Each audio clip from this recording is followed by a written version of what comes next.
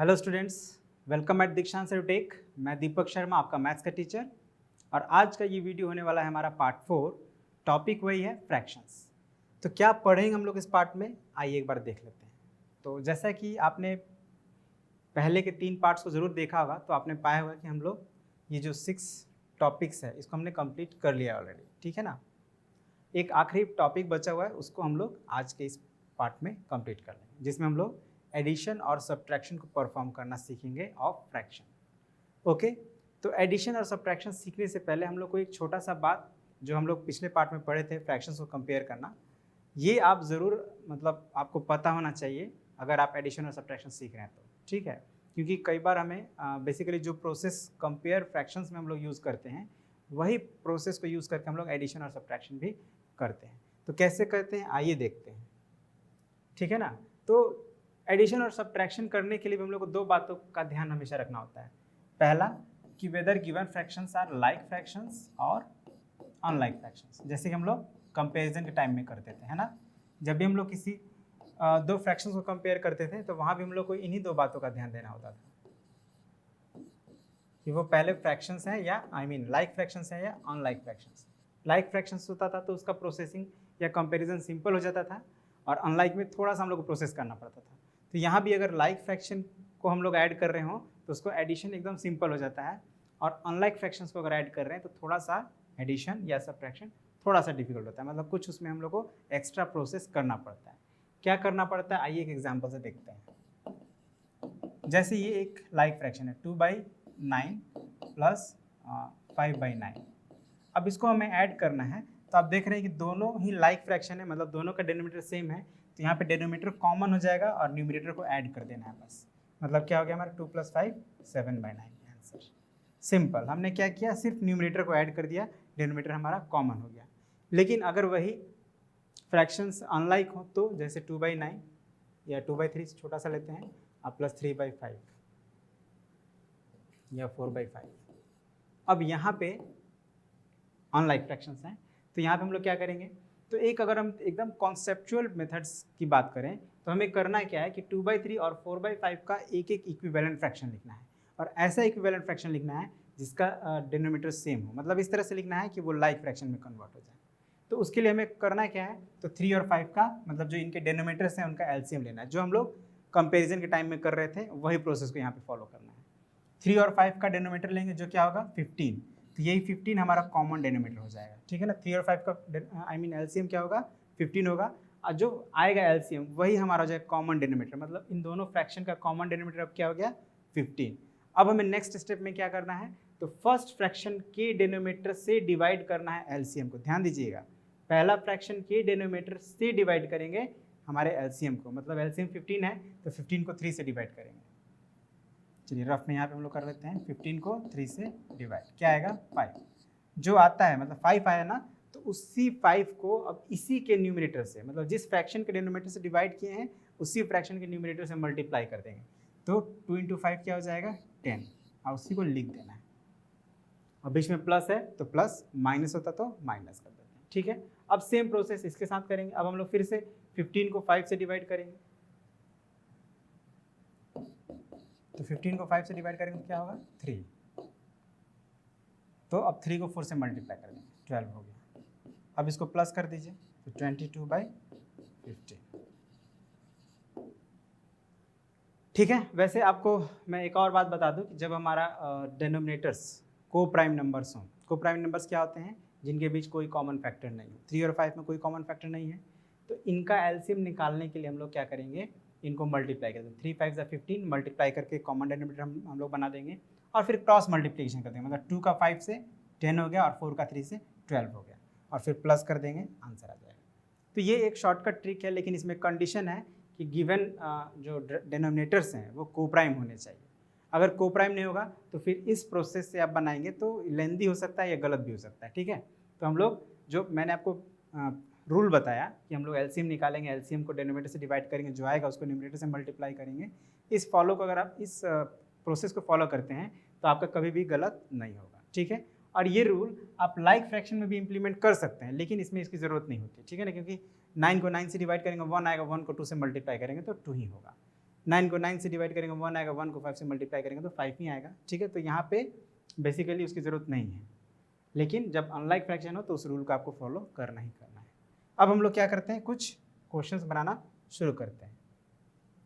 अब ये देखिए क्या है, लाइक फ्रैक्शन है दोनों, तो कुछ नहीं करना है, कॉमन डिनोमिनेटर हो गया और न्यूमरेटर को प्लस कर देंगे तो 4/11। ठीक है, बहुत सिंपल है। ये भी लाइक फ्रैक्शन है तो यहाँ भी वही। ये हमारा लाइक फ्रैक्शन नहीं है, ठीक है ना, ये 8 + 11/3 है, तो इसको हम लोग ऐसे लिख सकते हैं 8/1 + 11/3। अब हम लोग जो रूल है उस रूल के अकॉर्डिंग प्रोसेस कर सकते हैं। 1 और 3 का एलसीएम 3 हो जाएगा। अब 8 को 3 से मल्टीप्लाई कर दीजिए 24, और 11 को 1 से मल्टीप्लाई कर दीजिए तो 11, और अब ऐड कर दीजिए।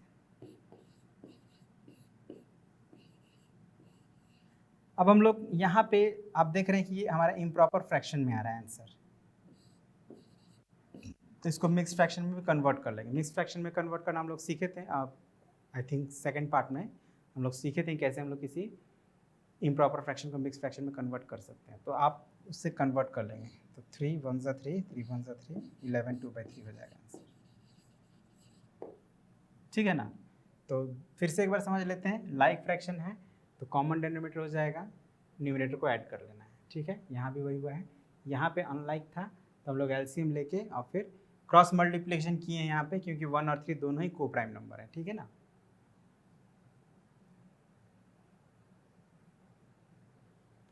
को प्राइम कह सकते हैं, या 3 1 का मल्टीपल है। तो ओके, और अगर कन्फ्यूज़न हो तो जो हमारा रूल है वो है ही, आप देख सकते हैं 1 3 का एलसीएम 3 को 1 से डिवाइड करेंगे तो 3 ही आएगा। अब 3 में 8 से मल्टीप्लाई करेंगे 24, फिर 3 को 3 से डिवाइड किए 1 आया, 1 को 11 से मल्टीप्लाई किए तो 11 हो गया, प्लस किए और मिक्स फ्रैक्शन में कन्वर्ट कर दिए। अब ये सब्ट्रैक्शन है, रूल सेम रहेगा भाई। अब 1 को आप लिख सकते हैं 1/1 -3/7। अब अगेन आप 1 और 7 का एलसीएम लेंगे तो 7 आएगा। 7 को 1 से डिवाइड करेंगे तो 7 आएगा, फिर 7 को 1 से मल्टीप्लाई करेंगे तो 7 ही आएगा, माइनस 7 को 7 से डिवाइड करेंगे तो 1 आएगा, 1 में 3 से मल्टीप्लाई करेंगे तो 3 आएगा। अब 7 - 3 4/7।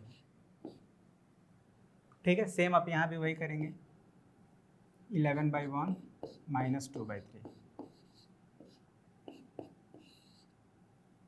तो 3 एलसीएम 33 -2 31/3। मिक्स फ्रैक्शन में कन्वर्ट कर लेंगे इसको, तो हो जाएगा 3 1 ज़ा 3 10 ज़ा 1/3। ठीक है, थर्ड नंबर आप बना लेंगे। ठीक है ना, 8 7 इस तरह से एलसीएम लेकर जो प्रोसेस है उसको फॉलो करके थर्ड नंबर आप बना लेंगे। अब again find the sum. Okay, तो आप देख रहे हैं यहाँ पे 3 फ्रैक्शंस आ रहा है, बट आप देख रहे हैं कि तीनों ही फ्रैक्शन लाइक फ्रैक्शन है, तो यहाँ भी हम लोग को उसी रूल से इसको सॉल्व करेंगे।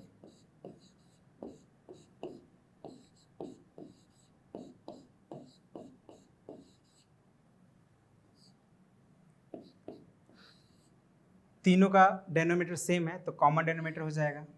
अब इसके न्यूमरेटर्स को प्लस करते हैं।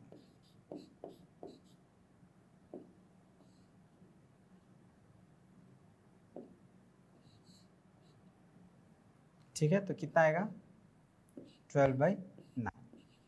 इसको आप रिड्यूस भी कर सकते हैं in the simplest form. Reduce करेंगे तो ये हो जाएगा 4/3।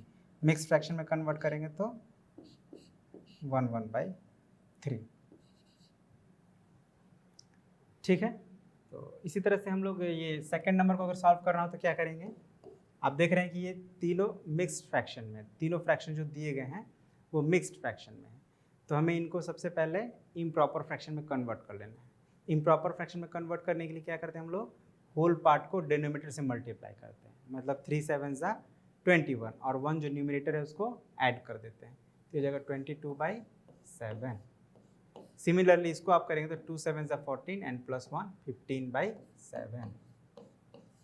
और ये क्या हो जाएगा 1 7 ज़ा 7 एंड प्लस 1 8/7। अब एलसीएम कॉमन हो जाएगा, लाइक फ्रैक्शन है तीनों, और न्यूमरेटर को प्लस कर देते हैं। कितना हो जाएगा 45/7। 7 से डिवाइड करेंगे इसको तो 63/7 आ जाएगा आपका, मतलब मिक्स फ्रैक्शन में कन्वर्ट करने पर। ठीक है ना। अभी मैं यहाँ पे क्विकली कर रहा हूँ क्योंकि आपको ऑलरेडी सिखाया जा चुका है और आप जानते भी हैं। ठीक है ना। अब एक क्वेश्चन इसमें और है, तो ये आप यहाँ पे देख सकते हैं, ये थोड़ा अनलाइक फ्रैक्शन है, तो यहाँ पे आपको थोड़ा सा एक्स्ट्रा वर्क करना पड़ सकता है, बट आप इसको ट्राई करें, है ना। जो आपको बताया गया है उन्हीं रूल्स को फॉलो करेंगे तो ये बन जाएगा। अब यहाँ पे देखिए, यहाँ पे आपको प्लस भी है माइनस भी है, तो जहाँ प्लस है वहाँ प्लस करेंगे, जहाँ माइनस है वहाँ माइनस करेंगे। तो इसमें मैं सेकंड नंबर आपको बताता हूँ क्योंकि यहाँ पे थोड़ा डिफरेंट है। ठीक है, या एक थर्ड बता देते हैं। यहाँ पे आपका मिक्स फ्रैक्शन भी है और होल नंबर भी है ना, और डिफरेंट डिनोमिनेटर भी है। तो इसको हम लोग सॉल्व करते हैं। तो 2 4/5 को जब आप, चलिए पहले इसको एक बार उतार लेते हैं।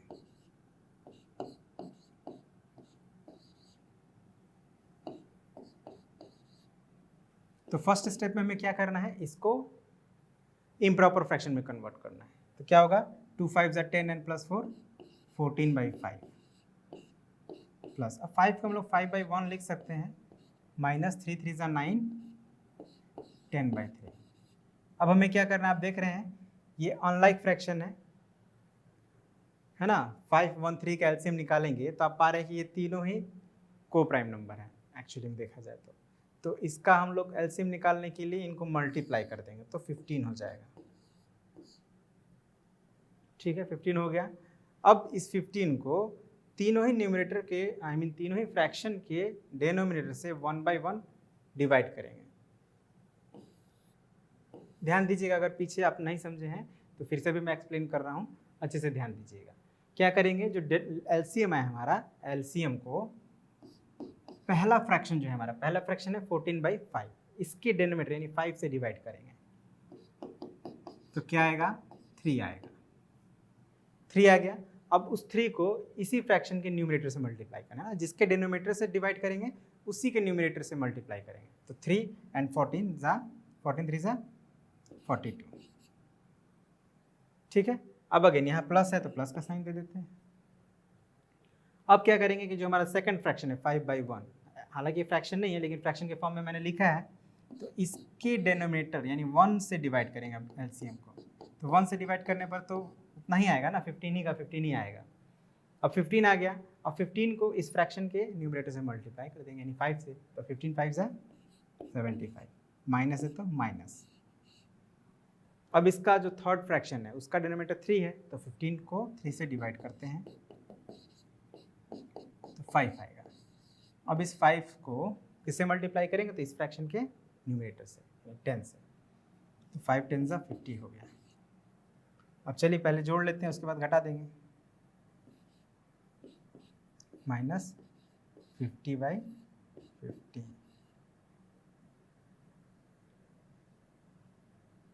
तो 117 में से 50 घटा दीजिएगा तो 67 हो जाएगा। अब आप इसको मिक्स फ्रैक्शन में भी कन्वर्ट कर सकते हैं, तो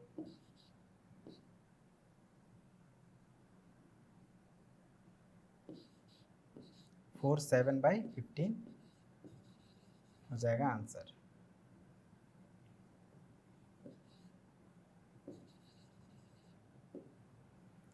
ठीक है ना। तो आई होप आपको समझ में आया होगा। मैंने सारे स्टेप्स को एक बार फिर से रिवाइज कर दिया है इस क्वेश्चन को बनाते समय। ठीक है ना, आप इन क्वेश्चंस इन प्रोसेस को ध्यान रखेंगे बस। अब है एक वर्ड बेस्ड प्रॉब्लम। तो बेसिकली देखा जाए तो ये बड़ा ही इजी सा सारे क्वेश्चंस थे, क्योंकि हम लोग इसको पिछले क्लास में पढ़े हुए हैं। जितनी बातों को मैंने आपको बताया है, इन सारी बातों को ऑलरेडी आपको पिछले क्लास में बताया जा चुका है। ठीक है, बस अगर थोड़ा बहुत अगर आप भूले हो तो वो आपको याद भी आ गया होगा। ठीक है ना। तो चलिए अब हम लोग कुछ वर्ड प्रॉब्लम कर लेते हैं। जैसे एक क्वेश्चन है, Abhimanyu ate 3/4 of a watermelon, मतलब एक वाटरमेलन का 3/4 पार्ट वो खा जाता है। हिज यंगर ब्रदर, जिसका नाम सिद्धार्थ है, ate 1/8 of the watermelon. How much did they eat together, दोनों मिलकर कितना वाटरमेलन खाए। देखो एक ही वाटरमेलन है, एक ही में से 3/4 अभिमन्यु खा गया और सिद्धार्थ 1/8 खाया है, तो टोटल क्या हो जाएगा।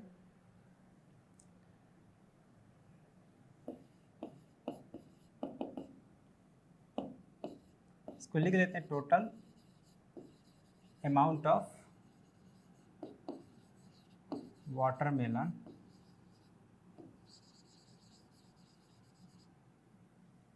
eaten is equal to 3/4 plus 1/8 of the watermelon।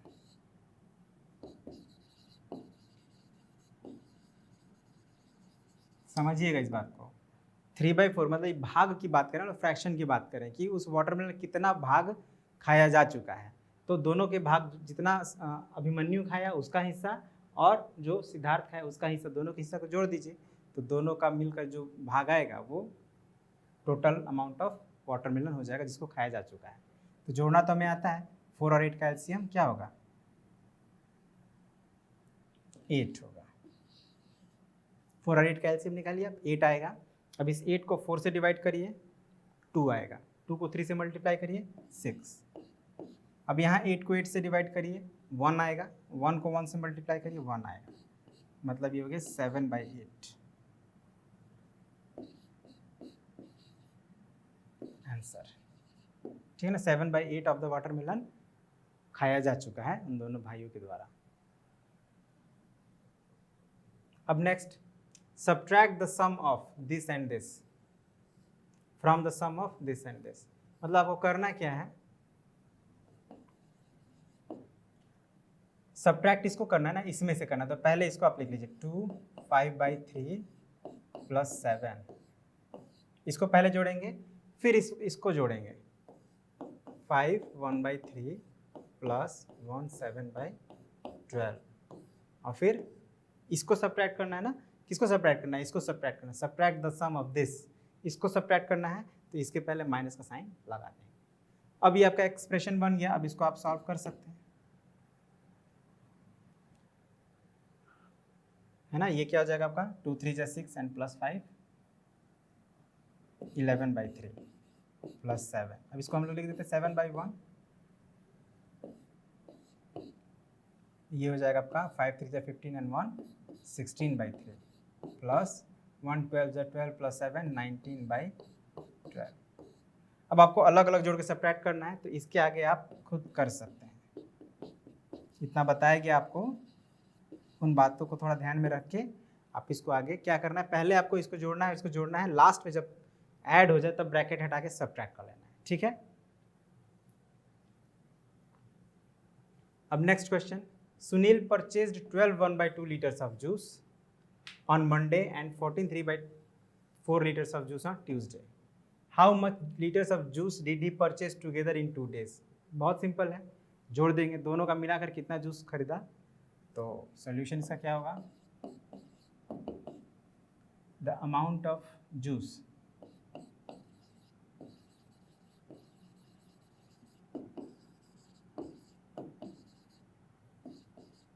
Purchased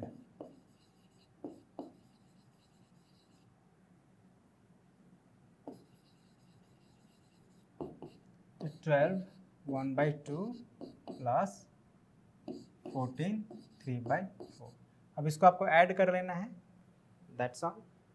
तो ऐड करना तो हम लोग सीख ही रहे उस समय से, तो आप ऐड कर लीजिएगा और जो आएगा वही हो जाएगा आंसर आपका।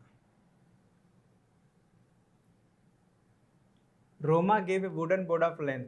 नेक्स्ट क्वेश्चन समझ लेते हैं पहले।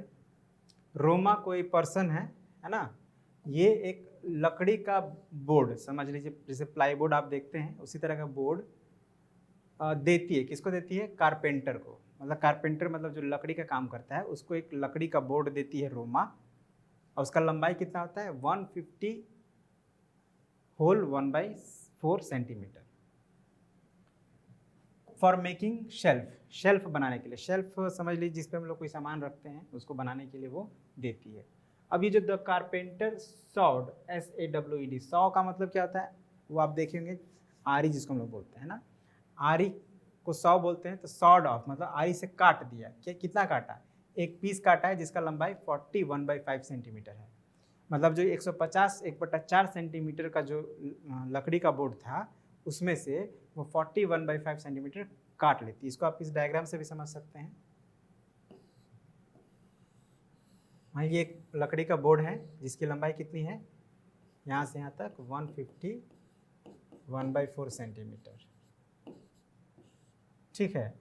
अब इसमें से कुछ हिस्सा, मान लीजिए यहाँ से यहाँ तक होता है 41/5 सेंटीमीटर, यहाँ तक। ठीक है। तो वो यहाँ से यहाँ तक इसको ऐसे काट देता है। जो कारपेंटर है वो यहाँ से लकड़ी को काट देता है। तो what is the length of the remaining piece, मतलब ये जो बच गया हिस्सा, ये जो लकड़ी बचा है यहाँ से यहाँ तक, इसका लंबाई बताना है। कैसे निकलेगा? तो ऑब्वियसली बड़ा वाला लेंथ में से छोटा वाला लेंथ घटा लीजिए तो ये हो जाएगा। तो यहाँ भी हमें करना क्या है कि the length of the remaining piece is equal to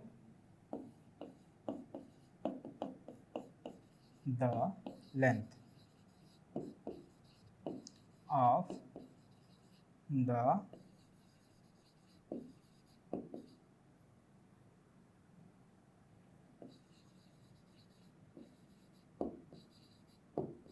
remaining piece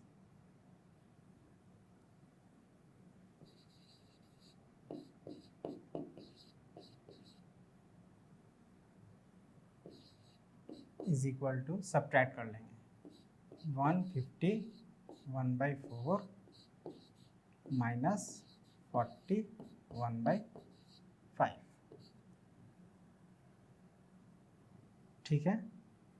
अब आप इसको मिक्स फ्रैक्शन में कन्वर्ट कर दे रहे हो। 150 में 4 से मल्टीप्लाई करेंगे तो 600 हो जाएगा, और ये +1, 601/4 माइनस, अब इसको आप मिक्स फ्रैक्शन में कन्वर्ट करेंगे तो 40 में 5 से मल्टीप्लाई करना पड़े तो 200 +1, 201/5। ठीक है। अब उसके बाद इसका एलसीएम लेंगे आप तो हो जाएगा 20। अब 20 तो 4 में डिवाइड करिएगा 4 से तो 5 आएगा, 5 में अब इसे मल्टीप्लाई करिएगा तो 5 1 जा 5, 0, 3005, और ये 4 से मल्टीप्लाई करिएगा तो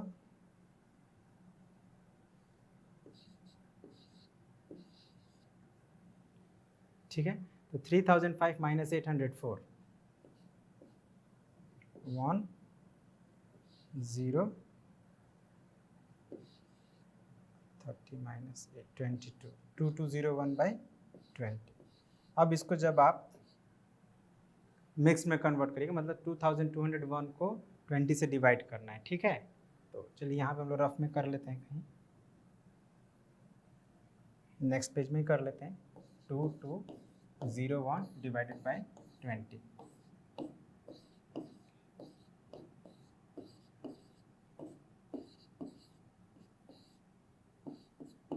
अब 1 है तो इस 0 टाइम्स में जाएगा, अब 1 बचेगा। तो मतलब देखिए ये हमारा हो गया क्वोशिएंट, जो हो गया वो हो गया होल पार्ट 110, रिमाइंडर हो जाएगा हमारा न्यूमरेटर, रिमाइंडर 1 है, ये न्यूमरेटर हो जाएगा और ये डिनोमिनेटर 20 रहेगा। मतलब 110 1/20 सेंटीमीटर, यही हो गया length of the remaining piece. ठीक है। तो ये एक मैंने बनाकर आपको दिखा दिया ताकि मतलब हम लोग इतना समय से बना रहे हैं। ओके। तो बेसिकली आप देख रहे हैं हर बार हम लोग सेम ही स्टेप्स को फॉलो कर रहे हैं, बस नंबर चेंज हो रहा है, स्टेप्स तो वही है हमें फॉलो करना। तो अब इसके बाद है हमारा एक छोटा सा क्वेश्चन। शिवम्स ऑफिस, इसको भी समझते हैं पहले। Shivam's office is 1/2/3 kilometre from his house, मतलब उसका घर से 1/2/3 किलोमीटर के डिस्टेंस पे ऑफिस है शिवम का। जैसे समझ लीजिए ये घर है अगर, और ऑफिस यहाँ पे है, तो ऑफिस और घर के बीच का डिस्टेंस कितना है? 1/2/3 किलोमीटर। अब वो घर से ऑफिस जा रहा है तो जाते समय वो 3/4 किलोमीटर कवर करता है पैदल, मतलब पैदल चलता है 3/4 किलोमीटर, मान लीजिए यहाँ से यहाँ तक।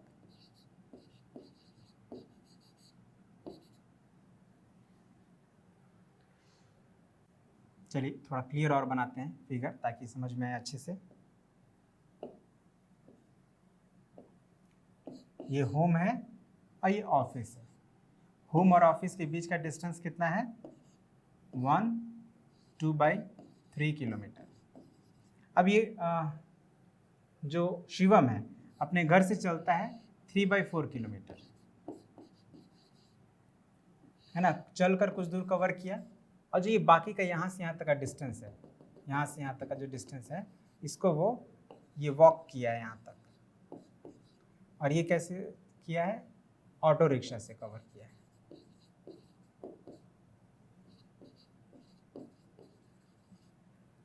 तो हमें क्या बताना है कि ऑटो रिक्शा से जो डिस्टेंस कवर हुआ है वो डिस्टेंस कितना है, यही बताना है हमें, है ना।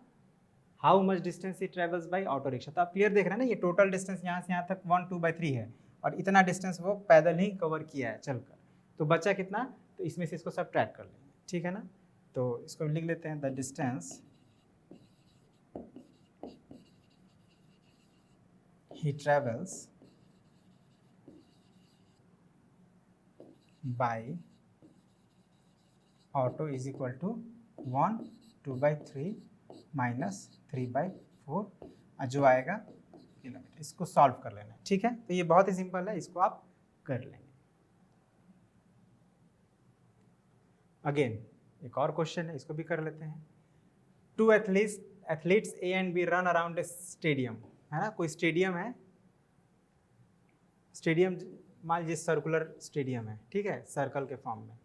अब ए और बी इसके चारों बगल दौड़ रहे हैं, चारों तरफ इसके रन कर रहे हैं। A takes 3 1/4 minutes to complete 1 round. अब जो ए है उसको पूरा एक चक्कर लगाने में 3 1/4 मिनट लगता है। B takes 11/5 minutes to do the same. और बी जो है, मान लीजिए बी भी यहीं से दौड़ना शुरू कर रहा है, तो इसको पूरा एक चक्कर लगाने में बी को लग गया कितना? 11/5 मिनट।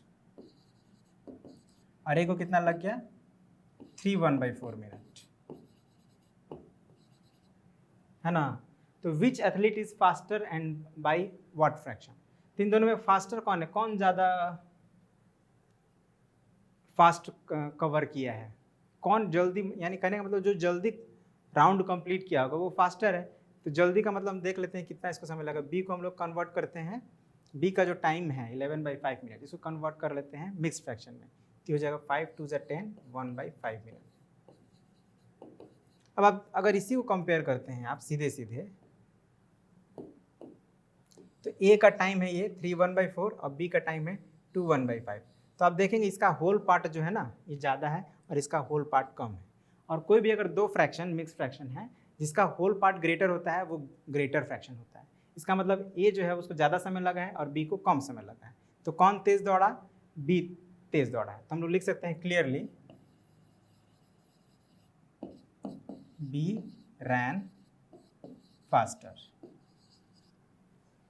लेकिन इसको लिखने से पहले हम लोग को थोड़ा डिफरेंस निकाल लेना चाहिए, ठीक है। चलिए इसको लिखते हैं, time taken by A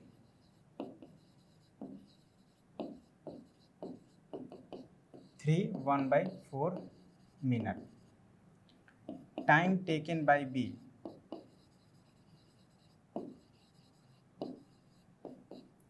2 1/5 minute. अब आप कंपेयर करेंगे दोनों को तो क्या लग रहा है? बी जल्दी कवर किया है, बी को कम समय लगा है, मतलब बी फास्ट दौड़ा है। तो उस और लेकिन कितना कम समय लगा है ना, तो उसके लिए हम लोग क्या करना पड़ेगा? सब्ट्रैक्ट करना पड़ेगा। तो हम लोग डिफरेंस निकाल लेते हैं। देयर नाउ डिफरेंस कैसे निकालेंगे? तो जो ज़्यादा समय लगाया है उसमें से कम समय वाले को माइनस कर लेंगे। Difference is equal to 3 1/4 minus 2 1/5। अब ये हो जाएगा 13/4 11/5, ठीक है।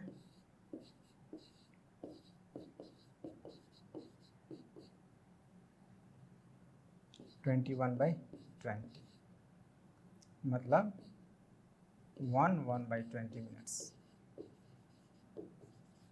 है ना। मतलब कि बी को 1 और 1/20 मिनट कम समय लगा है ए के कंपैरिजन में, ठीक है ना। तो हम लोग अब यहाँ पे इसी चीज़ को लिख देंगे केवल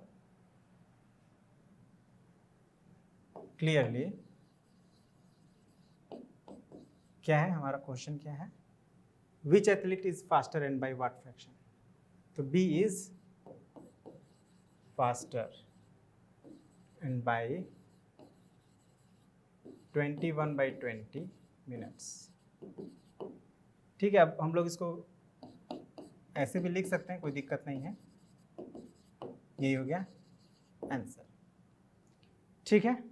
तो बेसिकली हमने किया क्या, तो हम लोग कंपेयर किए कि कौन जल्दी कंप्लीट किया है। तो देख रहे हैं कि बी कंप्लीट जल्दी कर दिया, बी को कम समय लगा है। अब कितना कम समय लगा है उसके लिए हम लोग डिफरेंस फाइंड कर लिए, इन दोनों का डिफरेंस फाइंड किया तो आ गया 21/20 या इन अ मिक्स फ्रैक्शन 1/20। तो इसी चीज़ को बस हमने यहाँ पे लिख दिया है कि B is faster and by 21/20 minute. Okay okay, तो इसी के साथ हमारा ये आज का पार्ट भी कंप्लीट हो जाता है। तो हमने सीखा क्या इसमें, तो हमने सीखा है एडिशन एंड सब्ट्रैक्शन, ठीक है। इस पार्ट में हमने ये जो 7 नंबर टॉपिक है उसको कंप्लीट किया है। तो आई होप आपको समझ में आया होगा। और ये एडिशन और सब्ट्रैक्शन इंपॉर्टेंट भी है बहुत, और इसमें बहुत कन्फ्यूज़न भी होता है स्टूडेंट्स को। तो इस पर थोड़ा ज़्यादा ध्यान दीजिएगा और अच्छे से समझ लीजिएगा। एक बार आप अच्छे से समझ लेंगे तो आगे आपको प्रॉब्लम कम होगा, ठीक है। तो आई होप आपको जो बोला गया आप करेंगे। तो इसी के साथ आज के इस वीडियो को एंड करते हैं, और साथ ही साथ चैप्टर भी एंड हो जाता है। तो मिलते हैं अगले वीडियो में एक अलग चैप्टर में, ठीक है। So thank you very much and have a nice day.